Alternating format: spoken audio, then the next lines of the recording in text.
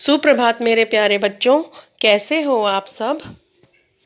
आओ सीखें हिंदी की कक्षा में। हमारा आज का व्यंजन है व्यंजन न्य। व्यंजन न्य। न्य खाली। न्य खाली। तो चलो बच्चों, व्यंजन न्य को लिखना सीखते हैं। शुरू करें।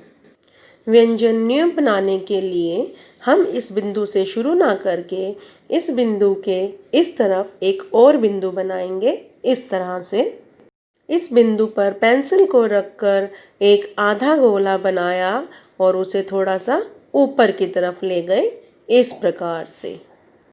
अब यहाँ से एक शिरोरेखा लगाई इस प्रकार से और इस बिंदु से एक सीधी रेखा लगाई इस प्रकार से।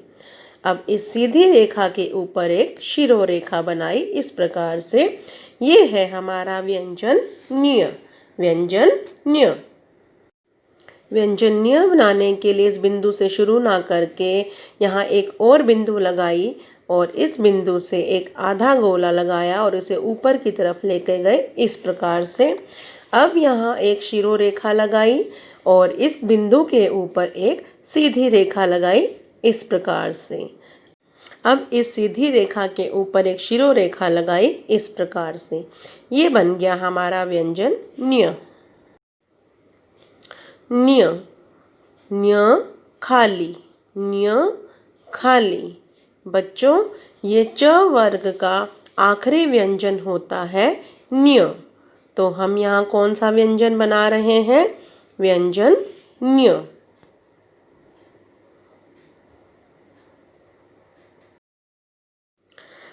व्यंजन न्य बनाने के लिए इस बिंदु से शुरुआत ना करके इसके इस तरफ एक और बिंदु बनाया। इस बिंदु से एक आधा गोला बनाया और उसे ऊपर की तरफ ले गए इस प्रकार से। अब एक शिरोरेखा बनाई और इस बिंदु से एक सीधी रेखा लगाई इस प्रकार से। अब इस सीधी रेखा के ऊपर शिरोरेखा लगाई इस प्रकार से। लेकिन बच्चों, ये हमारा व्यंजन न्य गलत है। क्यों गलत है बच्चों? क्योंकि जो हमने इसके ऊपर शिरोरेखा लगाई है, ये हमें सिर्फ सीधी रेखा के ऊपर ही लगानी है। अगर आप शिरोरेखा पूरे व्यंजन न्य पर लगा दोगे तो आपका व्यंजन न्य गलत हो जाएगा। तो हमें शिरोरेखा लगानी है केवल सीधी रेखा पर। इस बात का ध्यान रखना। न्य बनाने के लिए इस बिंदु से शुरू ना करके इसके इस तरफ एक और बिंदु लगाया।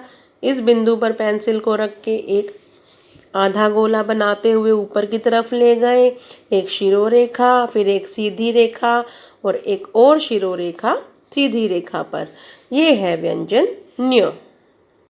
इस बिंदु के इस तरफ एक और बिंदु लगाया। इस बिंदु पर एक आधा गोला बनाया, उसे ऊपर की तरफ गोल किया। एक शिरोरेखा, एक सीधी रेखा और ऊपर फिर एक शिरोरेखा। लेकिन ये हमारा व्यंजन न्य गलत है। क्योंकि बच्चों, जो हमने ये बिंदु लगाकर आधा गोला बनाया था, इसको हम ऊपर की तरफ नहीं ले गए। अगर आप सिर्फ आधा गोला बनाकर छोड़ दोगे, इस तरह से ऊपर की तरफ नहीं लेकर जाओगे, तो हमारा व्यंजन न्य गलत हो जाएगा। तो मेरे प्यारे बच्चों, व्यंजन न्य बनाने के लिए हमने जिन जिन बातों का ध्यान रखने के लिए कहा, उन बातों का ध्यान रखें। अगर आप उन बातों का ध्यान रखोगे तो आपका व्यंजन न्य बहुत सुंदर बनेगा। धन्यवाद मेरे प्यारे बच्चों।